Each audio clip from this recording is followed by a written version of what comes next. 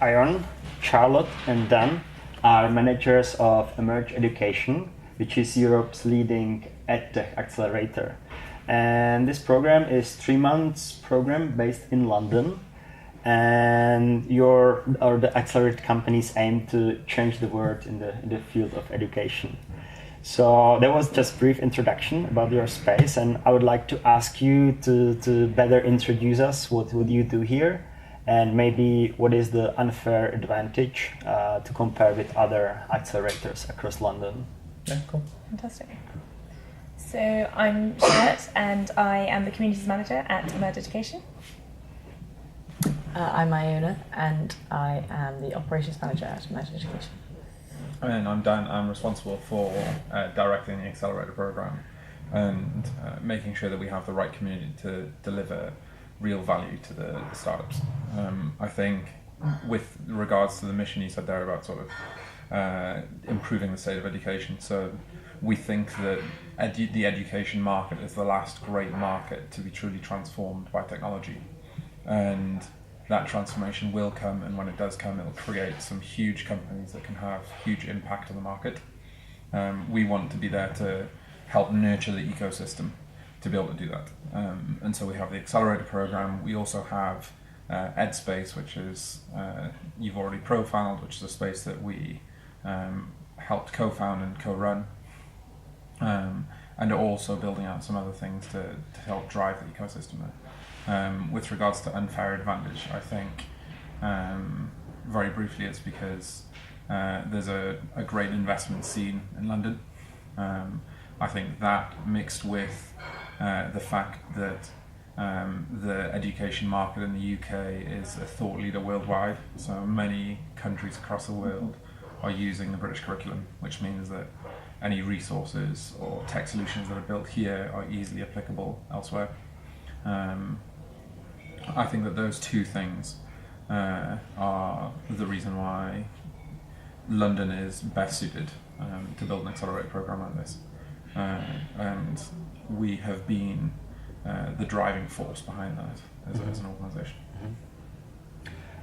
If talking about your accelerator, what are the most appreciated activities from the accelerated startups? Is mentoring, meeting investors, something else? I think one of the things we have as an advantage is that is a solely education vertical, and so a very strong network within that, and a really wide range of possible introductions to the right people at the right time, so we can really address the most difficult points and needs for startups on our program. So as it's a market access focused accelerator program. We have mentors, we have a pool of investors that look to us as sort of the font of EdTech activity, but really it's market access. The education market is a market that's incredibly sticky and incredibly institutionalized, and as such getting to know the right people at the right institutions to be able to sell to is a hard task. We've built a reputation with those institutions where we can get access to those stellar people, whether it be at global leading publication firms, publishers, or at academic institutions. We have the access to make life an awful lot easier for the startups that are on the program. And could you then briefly describe how those 3 months could look like? Like, are there any stages the companies go through? Yeah, absolutely. Iona's been working on this. Yeah, so we actually divide the program into 4 stages. The first being the on-ramp, the focus being to welcome and get the core goals for each of the startups, get a lot of one-on-one attention, and then second phase is what we call the build, measure, learn phase, and within that we will set out a series of seminars teaching the fundamental aspects of good business practice in London and globally. And we also have a series of workshops that will teach lean principles. The third phase of the program is the pitch ramp, which prepares the startups to make their pitch and refines their presentation skills. And in both of those two middle phases, we also have a series of mentor afternoons. Startups can get one-on-one communication with the mentors and really tackle their individual problems. And then the final phase is Demo Day, which is where we put the startups in front of a range of investors to pitch their business. And it's a really good opportunity for them to raise their next round. And then we also have a bespoke curriculum that's built for each of the companies as well. As you can tell, we're not an incredibly old team. We haven't got many EdTech exits under our own belt, but the venture partners that we work with in each of the startups do, and they are industry veterans. They're sort of startup gods in the EdTech world, and they're the people that work week in, week out with each of the teams. They also take a stake in the company, so they're there for the long term. And it's those venture partners which define a real bespoke program for the startups. And then, so what is on offer? Do you also invest into the companies and take some equity, or what is the cost for startups, or your costs? Yeah, so we gather a pool of angels together. That pool of angels directly invest through Emerge's program into the startups. So they invest 25k for between 3 and 8%, and then of that we get a 10k program fee. So the startup essentially gets a 15k stipend and the 14 weeks on the program. And space here in EdSpace, it's a located program, so everything's in-house. Any success stories you would like to share? Yeah, I think there's some brilliant ones. I think we have some great success in terms of impact so far.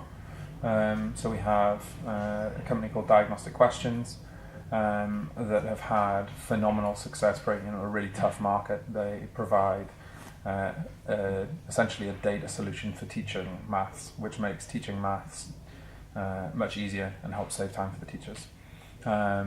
And they are at the stage now where they've got about 24,000 teachers using their product across 1,400 schools in the UK, which is phenomenal in terms of outreach for a startup a year and a bit down the line. So in terms of impact, that's a great success story. In terms of fundraising, which is something that all startups are keen to hear about. Definitely. 6 months, the number at the moment is that 6 months after graduation from the program, the average raise is 250k. So in the 6 months afterwards, we've also had some people raising in excess of $1 million, and we have some of the companies now. We're about 2 years down the line. We have some of the companies now looking at sort of 4 or 5 million valuations. Sounds good. Congratulations on that. Thank you very much. When you talk about these companies that successfully raise some money, do you think there are some patterns or something that's similar in their behavior that make them achieve? Yeah, it would be like an unflinching desire to work out what the customer wants and build that authentic demand. So the startups that do really well in the program are the startups that spend the majority of time out of the office and with their customers, and I'm constantly nagging them. I'm saying, oh, come and meet this person, come and meet this person. And they're saying, oh, I can't because I'm in so-and-so meeting at a school or meeting a corporate client or whatever. Those are the companies that do really well.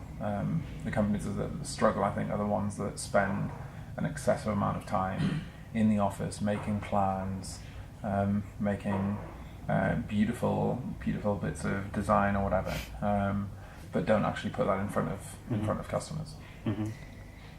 We also asked that question to our venture partners, so the really experienced investors who sit alongside these guys running the program, and we did a series of interviews, and so it's on our blog, on our Medium page, in case you want, perhaps even more seasoned words of wisdom. Definitely. Sure, we can put the link on the video. And so there's a series of, I think we interviewed about 10 of them, and they each gave different answers as to kind of what makes for a successful EdTech entrepreneur. So it's really interesting to read them all in sequence and see, what they think, what they really value, and actually, making sure that you really get the product right, and you're really solving that need does recur as one of the answers. One of the criteria we used was, are they a honey badger? So by that we meant, do they stand outside the door or by the honey pot and stay there until they succeed, essentially. What do you plan for future? Any improvements? Yeah, cool. So I think the long-term focus of Emerge Education is, right now we've built an accelerator which is serving the market in the UK well. We would like to look at what other markets are needy of that around the world, and particularly how can we capitalize on the need for EdTech in the emerging markets. So it's a very different need. In very developed markets, EdTech is something that will aid the teachers, it'll ease administration, stuff like that.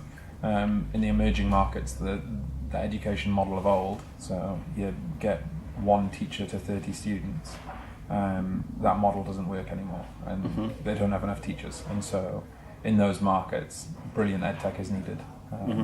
And that's our goal, to be the platform that can help deliver that EdTech that really helps sort of billions of people rather than millions of people.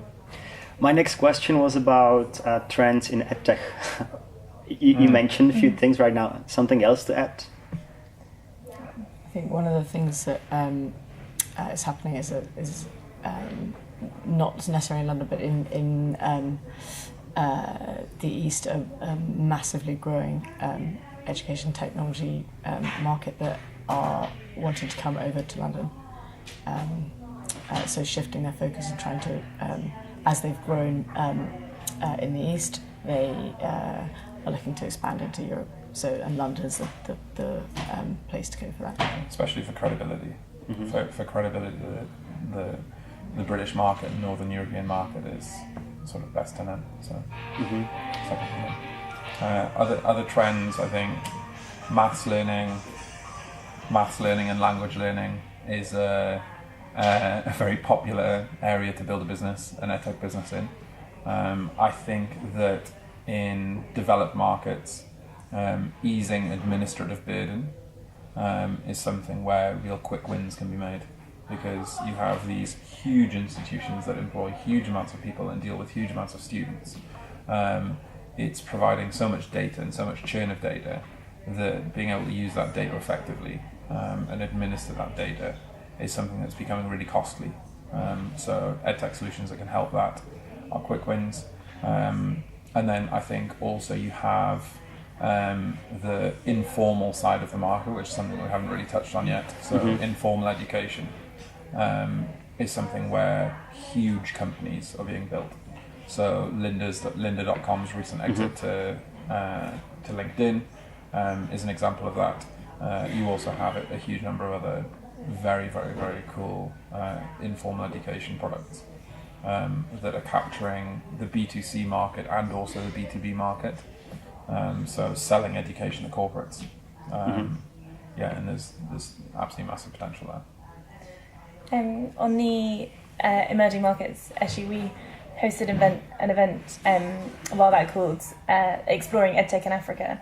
And one of the really interesting takeaways that we learned from that was looking at how startups there need to be incredibly adaptable, because it is such a broad market with really different levels of funding coming from different governments. And so the successful companies are the ones, there was one we were looking at called iSchool, where they provide software that can be used just as easily with a kind of one-to-one if each pupil has a device, or it can be used if you have one device for a whole class.